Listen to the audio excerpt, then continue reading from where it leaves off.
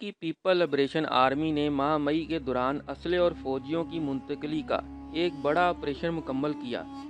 इस ऑपरेशन के तहत हज़ारों पैराट्रूपर्स और बख्तरबंद गाड़ियों को वस्ती चीन के सूबे हूबी से तवील फासला तय करके शुमाल मशरकी हिस्से में वाक़या बुलंद पहाड़ी इलाके में पहुंचाया गया है।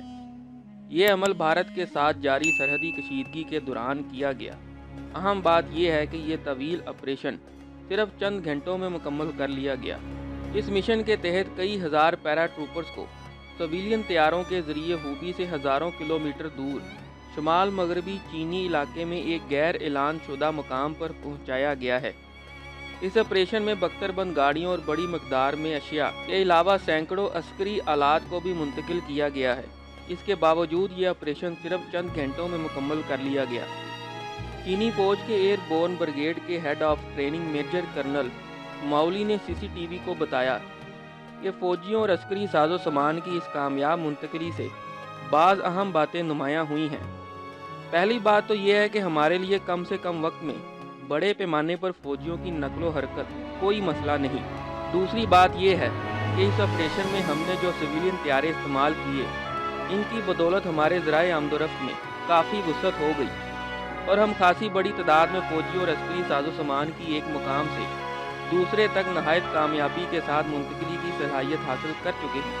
पीपल लिबरेशन आर्मी के एक साबिक अफसर ने नाम खुफिया रखने की शर्त पर इतवार को ग्लोबल टाइम्स को बताया कि हालिया मिशन में हैरान कुन कम वक्त में जिस कदर बड़ी तादाद में फौजियों और जिस बड़े पैमाने पर अस्करी आलात और साजो सामान को कामयाबी के साथ मुंतकली हुई, इसकी बदौलत अब ये बात पूरे एतमाद के साथ कही जा सकती है कि चीनी फ़ौज को ये काबिल रश्क महारत हासिल हो चुकी है।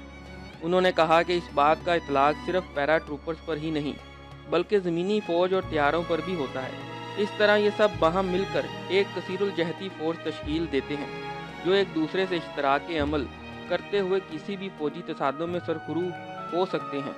14 मई को पीपल लिबरेशन आर्मी के मतहत 76वीं ग्रुप के पास मौजूद टैंकों और बख्तरबंद गाड़ियों को तवील फासले पर वाक़या एक इलाके में कामयाबी के साथ भेजा गया। ये अमल इस वक्त किया गया जब पहाड़ी इलाके में रोनुमा होने वाले सरहदी तनाज़े के बायस चीन और भारत के दरमियान शदीद कशीदगी पैदा हो गई थी। भारतीय अखबार टाइम्स ऑफ इंडिया के मुताबिक चीन के जनूबी इलाके के चीफ और भारत की 14वीं कोर के कमांडर के माबैन हफ्ते को मुज़ाकरात का पहला राउंड हुआ जिसमें मुस्बत पेशरफ्त हुई। भारतीय वज़ारत ख़ारजा ने दावा किया कि भारत और चीन ने सिक्किम और लद्दाख में सरहदी कशीदगी को कम करने के लिए पुरअमन सफारती रास्ता अख्तियार करने पर इत्तफाक किया है।